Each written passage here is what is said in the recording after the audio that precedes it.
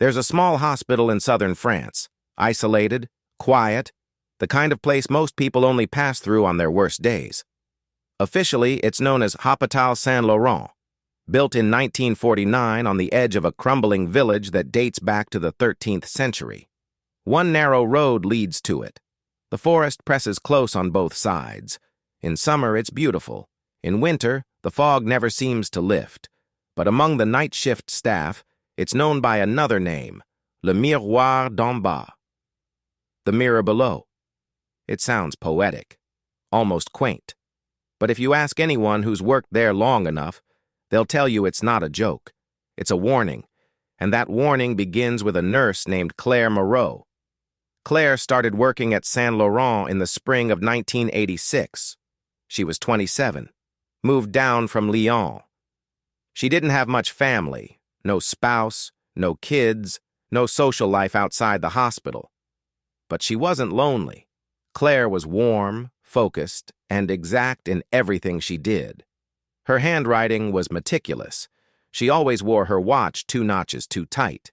And she carried a red leather notebook where she wrote down everything. Patient names, vital signs, favorite teas, who slept well and who didn't. She worked nights in the palliative care wing, a quiet corner of the hospital where most patients weren't expected to recover. She was good with them, better than most. She never flinched, never cried. But it didn't take long before other nurses started noticing odd things. At first, it was just confusion. Someone would see Claire walk past the hallway window at 2 a.m., her silhouette briefly illuminated by the courtyard lights. But when they turned to ask her a question, she'd be standing behind them, sorting charts. One orderly, Thomas, who worked laundry, swore he saw her standing in the staff break room, staring at her own reflection in the microwave door. He said she was completely still, smiling faintly. He asked if she was okay. She didn't respond, just kept looking at herself, smiling like someone hearing music only she could hear. Moments like that happened more and more. And then, just like that, she was gone. One morning, she failed to clock out. Her locker was untouched, her uniform still folded on the chair in the staff changing room.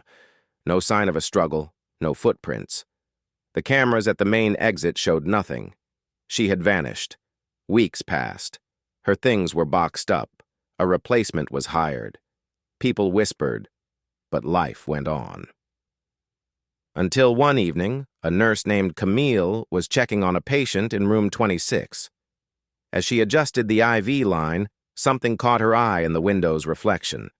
Claire, standing behind her, only slightly out of focus, not moving.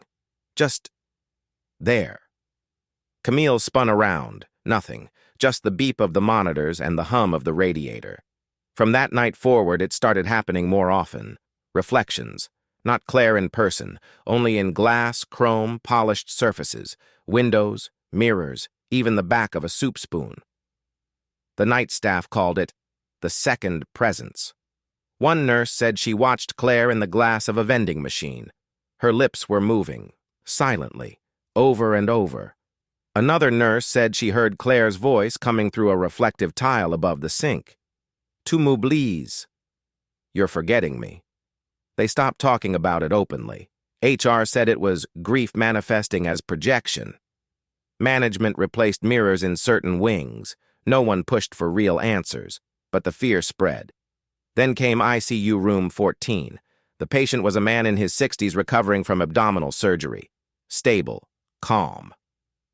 That night, the nurse on duty found him pale and shaking, staring at the wall mirror with wide, terrified eyes. He pointed at it, yelling, "Elle est là! Elle me regarde! She's there! She's watching me!" The nurse tried to calm him, but he kept screaming.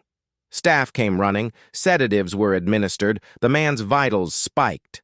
Just before he passed out, he whispered, "Her mouth doesn't match her eyes." The next morning, he was dead. No cause, no warning. Vitals just flatlined, as if something had been drained. When the nurse returned to clean the room, she noticed something faintly carved into the mirror's bottom right corner. Letters etched carefully, so softly they were nearly missed. C.M. Claire Moreau. The hospital issued a statement: grief, hallucination, collective trauma.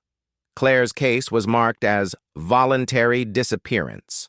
No investigation, no obituary, but the stories didn't stop. A janitor filmed himself walking the basement corridor on his night shift, proof he was alone, tired of being accused of slacking. But when he played back the tape, Claire was behind him in the glass door of the storage freezer, walking just slightly behind, her eyes staring past him. A group of med students on rotation swore they saw her in the burn unit supply closet's steel panel. Her face was smiling, but her eyes were black. Eventually, the hospital started removing mirrors. Room 14's was sealed behind plaster. Reflective elevator panels were scratched out. Even the sinks in the east wing were swapped with matte porcelain. But none of it stopped her. To this day, the night staff say she still appears, especially around 3 a.m., especially if you're alone, especially near reflective surfaces you didn't realize were there. A window, a glass tray, a screen turned off. Sometimes she just stands there. Other times she moves when you don't. And now, they say she's changing. Her smile is still there, but her cheeks look hollow. The skin around her eyes seems torn. Her uniform, once neat and white, is stained with something dark. Her red notebook appears tucked under one arm. Open, pages fluttering in the wind that never reaches the living. One nurse, Delphine, now retired, claimed to see her last year. Not in a hallway, but in the reflection of a coffee pot in the break room. "She looked straight at me," Delphine said. "Not through me, at me. Like she'd been waiting.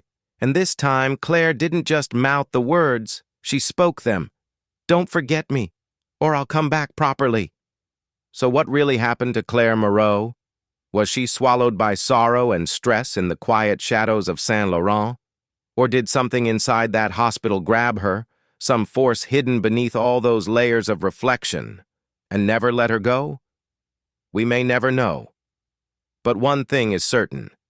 At Hôpital Saint-Laurent, some reflections don't belong to the people standing in front of them. And sometimes, they stare back.